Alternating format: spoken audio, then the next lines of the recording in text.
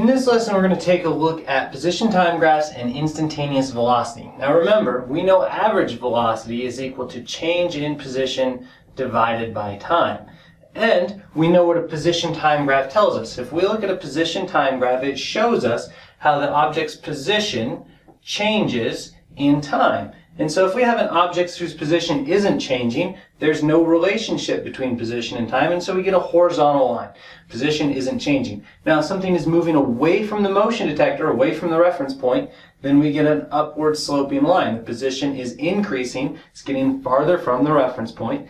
And if it's going the other way, of course, that line slopes the other direction. Now let's take a minute and examine this graph a little bit closer. So let's say I start right here at time 1, t1, and I end over here at t2, and that means this is my initial position x1 and this is my final position x2. Now I'm going to calculate the slope of this line. Now remember, slope is equal to rise over run. Well, the rise is equal to x2, right, minus x1, the final y minus the initial y, divided by the run, which is t2 minus t1.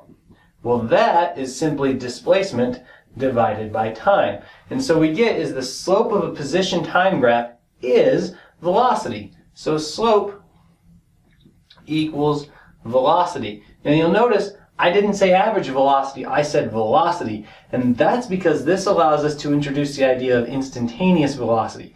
And when would instantaneous velocity be different?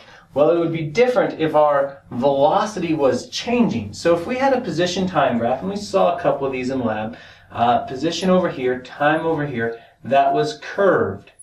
Okay, that curve indicates to us that the velocity is not constant, because down here this is almost at rest with the horizontally looking line, and as it slopes this way it gets steeper, which tells us the velocity is increasing. It's getting faster as it moves away. So now the velocity is not constant, and so I can't really describe clearly what's going on at every instant with average velocity, but I can still talk about it, right? If I have this time right here, t1, and this time over here, t2, that corresponds with this position, x1, and this position, x2. And I can still get the average velocity. The average velocity would be the slope of the line that goes through those 2 points. The problem with this line is it's not representative of what's happening in between. At the beginning, the average velocity is steeper than the actual velocity, so it's overestimating our velocity. And at the end, it's not as steep as our graph, which means it's underestimating it. So our average velocity is too low at the end and too high at the beginning. And what I'm interested in doing is actually getting the velocity at time 1 or the velocity at time 2.